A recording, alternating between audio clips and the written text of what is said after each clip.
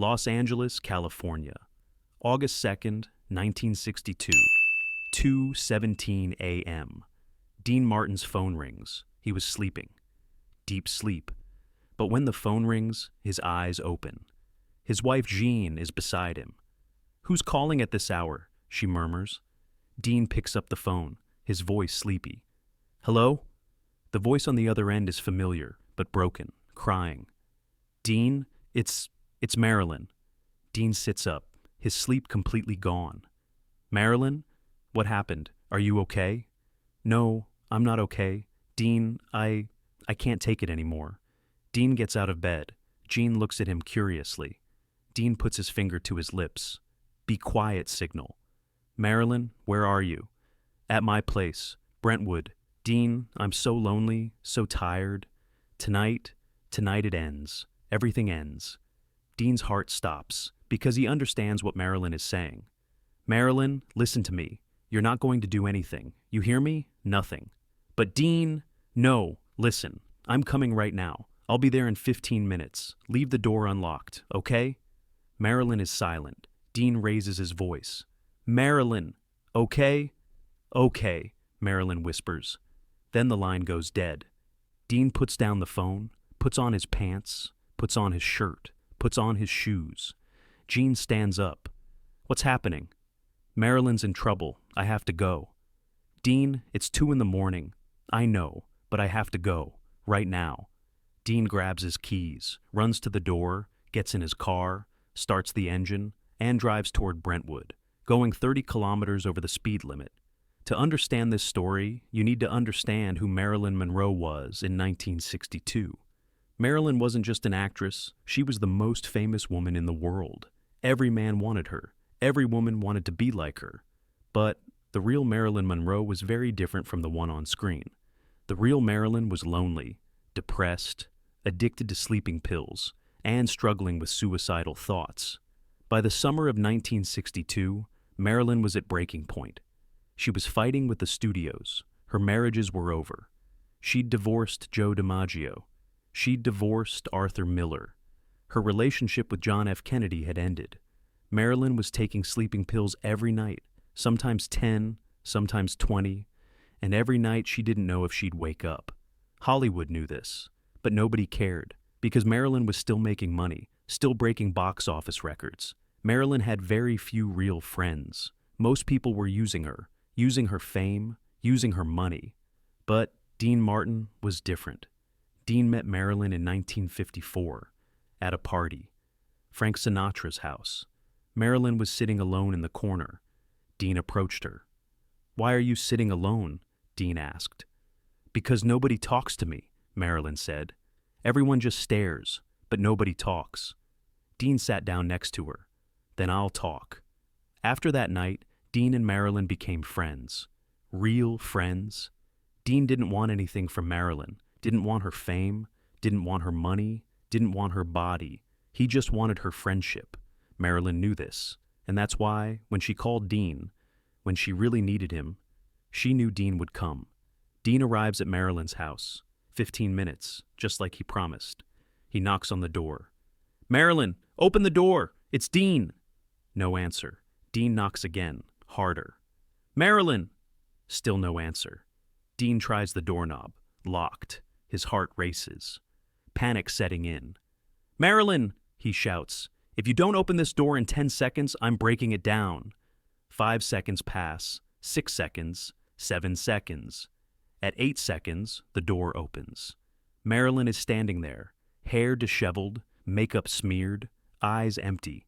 In her hand is an empty pill bottle. Dean's blood runs cold. "Marilyn, what did you do?" Marilyn looks at the bottle, then at Dean. She smiles, a bitter smile. "What I had to do." Dean rushes inside, grabs Marilyn, shakes her. "How many did you take? How many pills did you take?" "I don't know. I don't remember. Maybe 20, maybe 30. Dean picks up Marilyn, carries her to the bathroom, sits her on the toilet. "What are you doing?" Marilyn asks. "I'm making you throw up," Dean says. "No." But Dean doesn't listen. He opens Marilyn's mouth, sticks his finger down her throat. Marilyn vomits, again and again. Pills come out. Stomach acid comes out. Everything comes out. Dean doesn't stop. Not until Marilyn has thrown up. Not until there's nothing left in her stomach.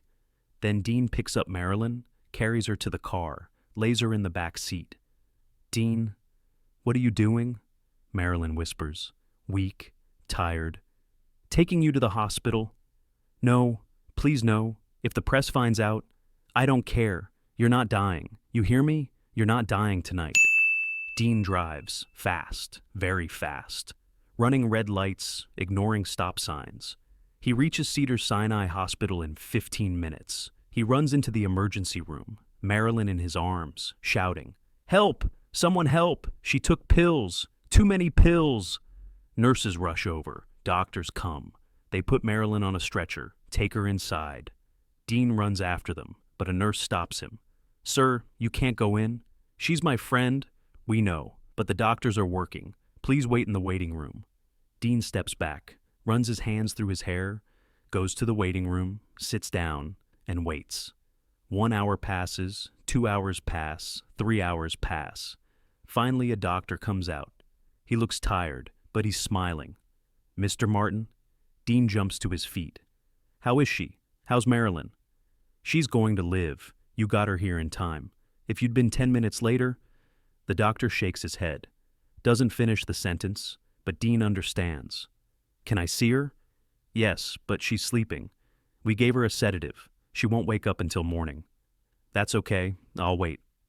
Dean enters Marilyn's room. A small room, white walls, a single bed.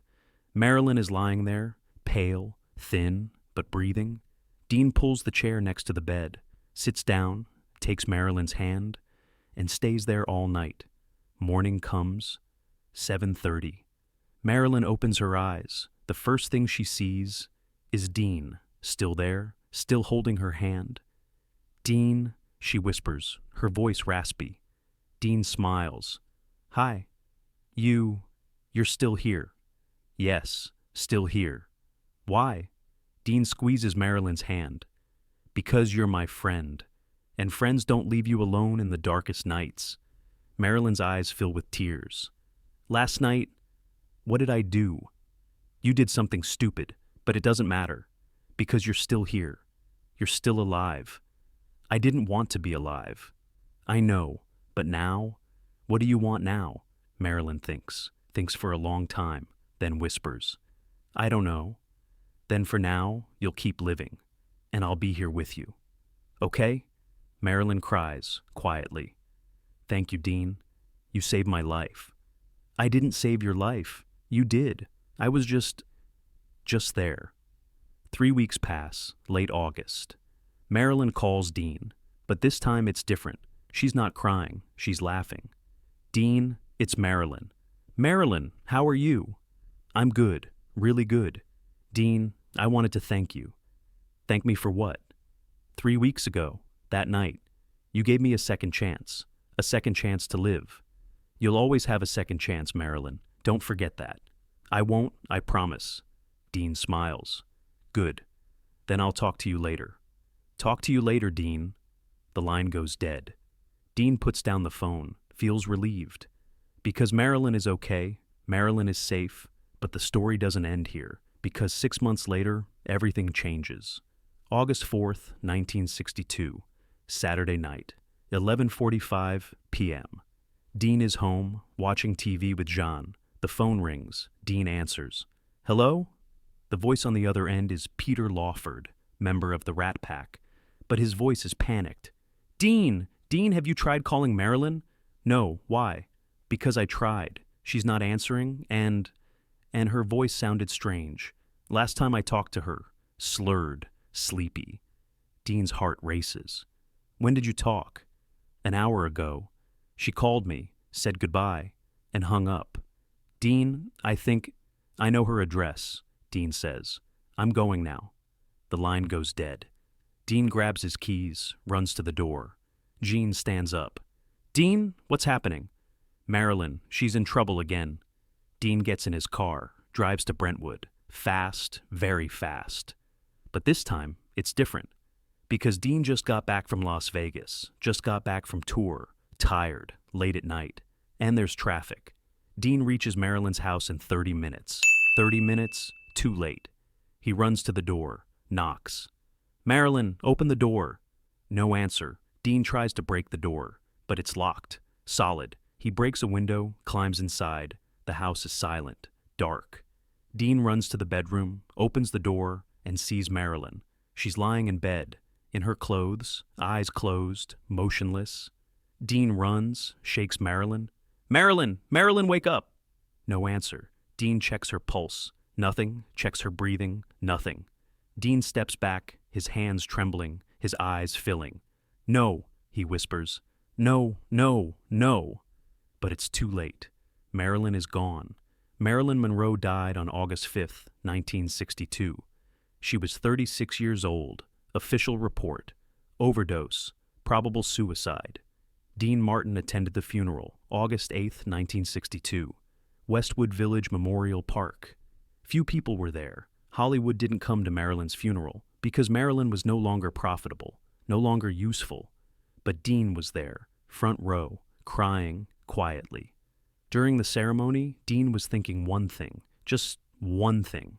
If I'd been in town that night, if there hadn't been traffic, if I'd arrived 10 minutes earlier, maybe Marilyn would still be alive. After the funeral, Dean went home, didn't talk to anyone, went to his room, locked the door, and cried. For the first time, really cried. Because he'd saved Marilyn once, but he couldn't save her the second time. Years later, in 1980, Dean gave an interview. The journalist asked, "What do you remember about Marilyn Monroe?" Dean was silent for a long time. Then he spoke. "I lost Marilyn twice. Once I saved her. The second time I couldn't.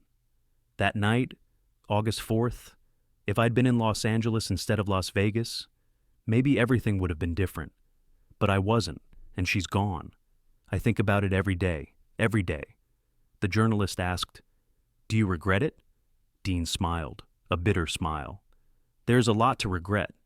But one thing I don't regret, going to her on August 2nd. Because that night I gave her another chance to live. And she used that chance. She lived 3 more weeks, maybe happier 3 weeks, I don't know. But what I do know is this. That night I told her, friends never leave you, and I still think about that. Marilyn, if you can hear me, I want you to know, I never left you. I still think about you. Every day." Dean Martin died in 1995, 33 years after Marilyn, and he was buried at Westwood Village Memorial Park, the same cemetery, 200 meters from Marilyn's grave.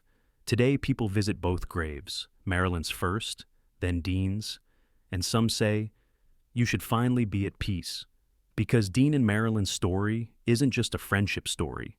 It's a story of rescue and loss, love and regret. Dean saved Marilyn once, but he couldn't save her the second time, and that stayed with Dean until the end of his life. But here's the truth. What Dean did was the most important thing a person can do. That night, August 2nd, 1962, Dean Martin gave Marilyn Monroe a second chance. And that chance, however short, was worth it. Because sometimes saving a life isn't just about making them live once more. Sometimes it's about making them feel loved one more time. And that night, Marilyn felt loved. Dean made that happen. And maybe that's enough. Call someone you love before you lose them. Say it before it's too late. Because Dean and Marilyn's story teaches us this. Sometimes there's a second chance, but there might not be a third.